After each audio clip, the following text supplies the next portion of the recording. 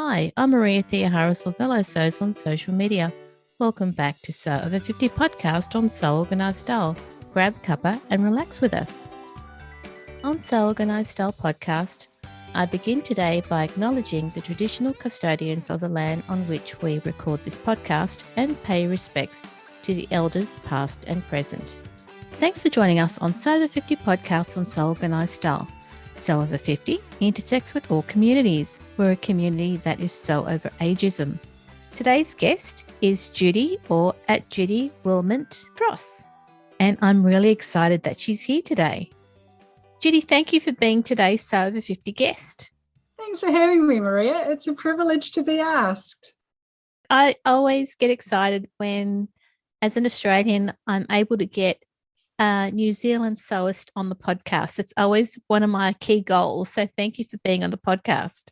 Well, you've had a few of us now, so thank you for that. You know, we're not a big country. I'd like to think we're punching above our weight, but you never know. We'll get stuck into this. And I know that listeners are going to love hearing from you because they've seen your makes. So this is a bit of you're telling us a bit of story about what you've done so far.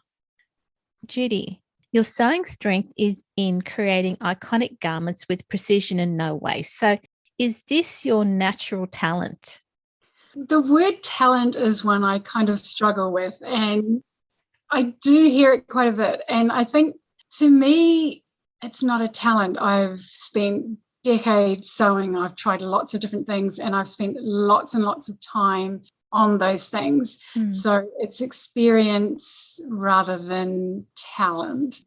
I think I'm just uncomfortable with being described as talented. I think if I have any talent, it's that ability to imagine something that I've never seen and just bring something that exists only in my head into the world. The epic dress and the coat I just finished, I'd never seen anything like either of those. So the ideas for them came from a lot of different places. I knew roughly what they were going to look like when I started. I knew exactly where I was going, and then just stuck with it for a year to get the finished result. So yeah, I don't know about talent. Iconic is another one. They are very different. I've never seen anything quite like either of these two particular ones. Yeah. Precision, I will absolutely own precision. When I had a sewing blog, the sewing blog was called Everything Just So, because everything had to be just so. If it wasn't perfect, a millimetre out, it got unpicked and redone. And the other thing with Everything Just So was that I don't like glue. I don't stick anything. I sew everything. So everything has to be sewn. If you can sew it, I'll sew it. But yeah, precision, definitely something I strive for always. And the waste that's a whole topic. When I was a child, we grew up being encouraged not to waste things. My father in particular he was an engineer by trade. He was a structural engineer, but he could make anything. If he wanted something, he made it. And he kept everything that might be useful one day. And my siblings and I do the same thing, much to our spouses' dismay at times. I sort of learned from that example that if I wanted something, I could make it. And if I kept these things that might be useful one day, then I'd have those things when I needed them. And over time, the no waste thing has become such a call to arms, I think, in the world of sustainability, with sewing in particular. Don't waste things. So I've made a real effort to address potential waste rather than put those bits aside and think about them later. The epic dress was made from leftover bits from trousers I'd upcycled, and I didn't want to waste the bits I hadn't used. And then when I'd made the epic dress with all those little odd bits, I had more, even tinier bits. And so the coat, 5,048 little bits of fabric sewn together to make a coat in a way that didn't just use these things for the sake of it. It made them into something that was valuable and a worthy item in its own right. I fully expect both this dress and this coat will outlast me and my children will have to deal with them after I've gone. It's minimizing waste and turning what waste I produce into something better. Can I step back from what you just told us? Your father influenced your need to not waste. He did, highly. And he was an engineer. He was a structural engineer. Did you go down the same path of becoming an engineer in your career?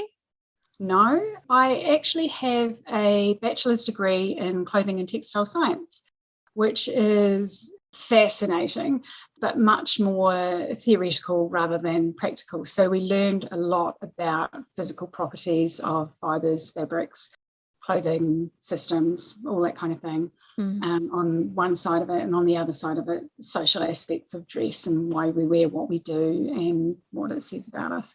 So that's my degree. But in terms of work, I've mostly been a mum. So I've done jobs when children were of an age that I could work. And where I work now, I'm a retail assistant in a company called Glowing Sky, which is a New Zealand-owned merino clothing brand. And I have to say that this company, they're wonderful. They really align with my personal values in a lot of ways. The merino that they use is New Zealand grown. And crucially, the manufacturing, all of the sewing is done right here in New Zealand.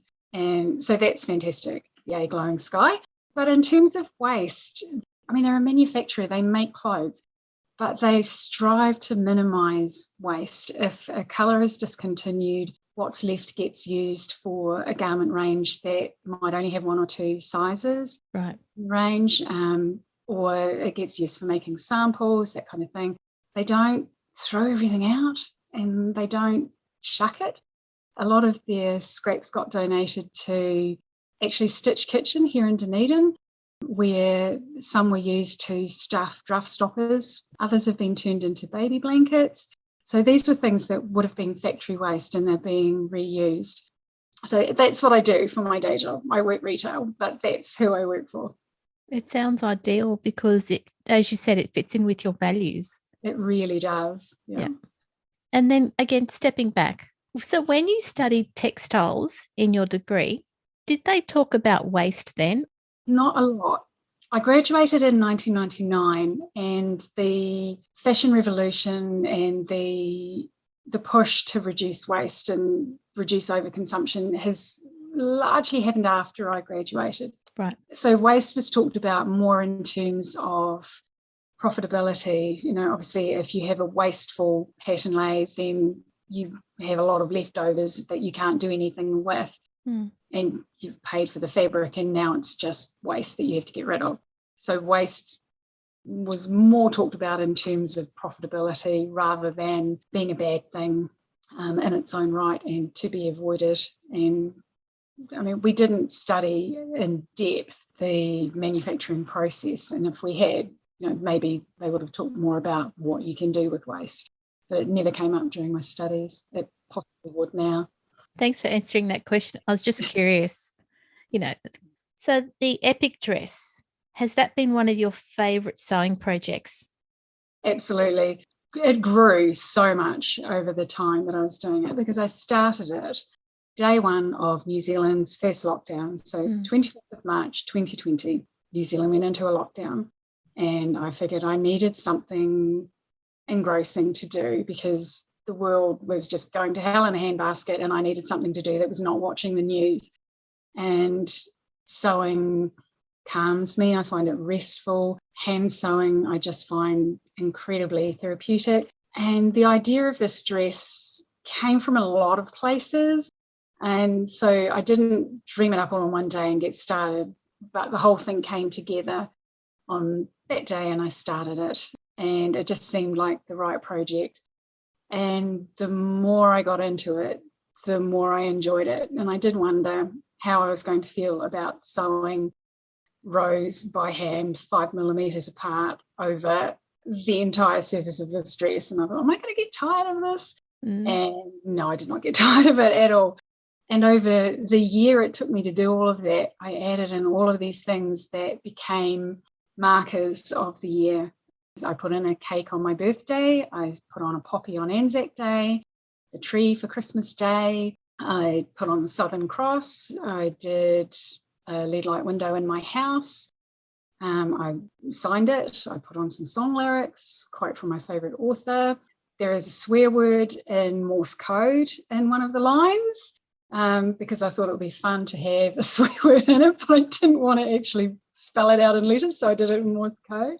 So it became this autobiographical marker of what was one hell of a year for the world. And as I posted photos of it on Instagram every time I finished a piece and posted updates, I had all these lovely people saying how much they were enjoying seeing the progress. And it was like my own cheer squad just grew. Every time I put something on, there were more people saying, oh, I love seeing this when it comes up in my feed.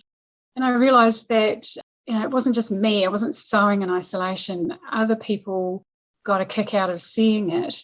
And then, of course, when it was finished, Sandy from Sew Over 50 asked if I would like to do the grand reveal on the Sew Over 50 Instagram account. And I thought, oh, that'd be fun. And that was wild. Oh, yeah.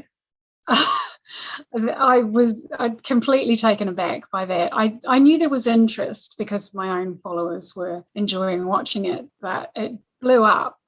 For me, that was just a wild ride. It got a lot of interest.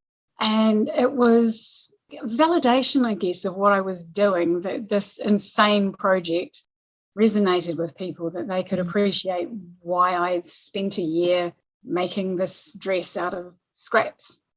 The other sort of big event with the epic dress was that it was on the front page of our local newspaper because my mother-in-law emailed the newspaper and told them that I had been making this dress and it might fit with their stories about lockdown because it was a year since lockdown had started. So they came around and they took a photo and asked me some questions, and it was on the front page of the paper. Every time I wear it, and I wear it a lot, I get comments from people who like it, and it still surprises me because I saw it as something that was so tied to me and my approach to what I thought was interesting and what mattered to me. And so for other people to like it enough to say something is incredibly flattering. Watching every step of the way as you were making it was quite exciting because a lot of thought went into it. It did. Well, when I was sewing it, it took so long. Hundreds and hundreds of hours to sew. So I'd be thinking about what else I'd like to do further on. Yep. And a lot of ideas came to me while I was doing it. But when I started out, I didn't intend it to be this iconic autobiography of my 2020 year. I just intended to make a dress that I was going to like wearing and use up my little scraps so they didn't become waste. And I figured it would matter to me and nobody else. And it kind of got away on me. Hey, it got recognised in the local press on the front page and on Sew Over 50 with over 40,000 followers. Yeah. At the time, I think after the 24 hours or just before the 24 hours was up, Sandy messaged me to say that it was the most popular post at that time that they'd ever had. And it's since been surpassed. It's definitely not the top anymore. That was just unbelievable. I couldn't believe that many people were that interested in my wee dress. And actually that leads me to another little wee highlight. Yeah. I was away on holiday over the New Year period, and again Sandy messaged me to say, did you see this? And we had very spotty internet where we were, so I hadn't seen it. And what it was the Sew Over 50 accounts top 9 for yes. Yeah. And for 2021. I was there. I was in the top 9, which was super gratifying, but I was right next to Esme from Sewing Bee, and I was like, I'm right next to Esme. That is so cool. So yeah, that was a massive highlight of the year. So if Sandy hadn't messaged me, I'd have missed it. That's such a huge win. Oh, it was. That was awesome. And now you've got the coat, which is just as impressive. The coat. Yeah, that was a whole other thing. And that grew directly out of what was left after the epic dress. I had even tinier little pieces of fabric. I don't know whether I sort of got the idea because quilt coats have started having a real thing on social media. Everybody seems to be making quilt coats. And I don't know whether I saw one and thought, oh, that'd be great, or whether I thought, oh, I could make little pieced hexagons out of my tiny scraps and then I could sew them into a coat.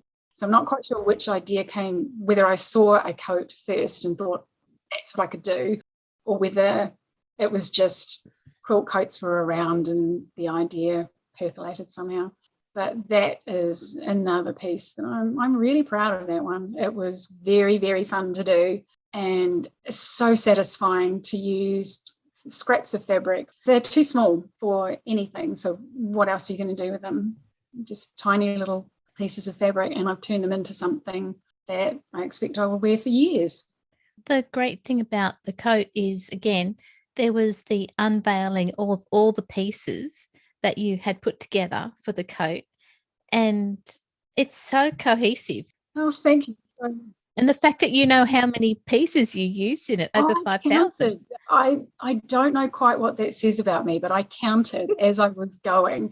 And it was quite hard to count when it's a big piece of fabric. So when I'd finished each piece, I counted all the bits of paper when I took them out, because they're done with English paper piecing, which you have your little wee paper shape and you base the fabric to that and then you sew those together. So they're really precise, which I love. So I kept all of the bits of paper, and after I'd finished each piece, I counted them.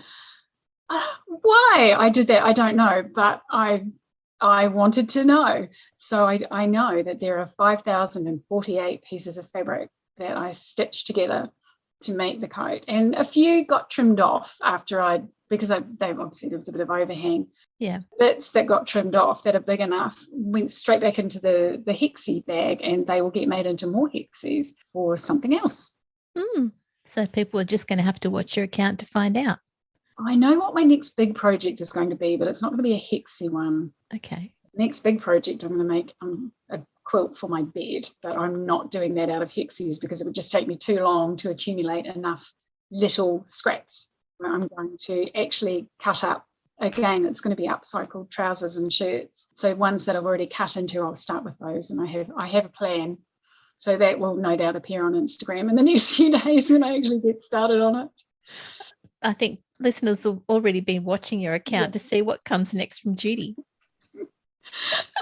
I'm so flattered that anybody is interested, because it takes so long for anything to happen. Look, I'm a fan, obviously, because I'm so impressed by all the work that you do. The fact that you put the colours together, that you're reusing scraps is amazing. It's so satisfying to use what should otherwise have been waste. And as far as putting all the colours together, I sort of figured they're all colours that I like. I put a lot of thought into each individual hexagon as I made it, and then how I laid them out when I was making them into each piece of coat.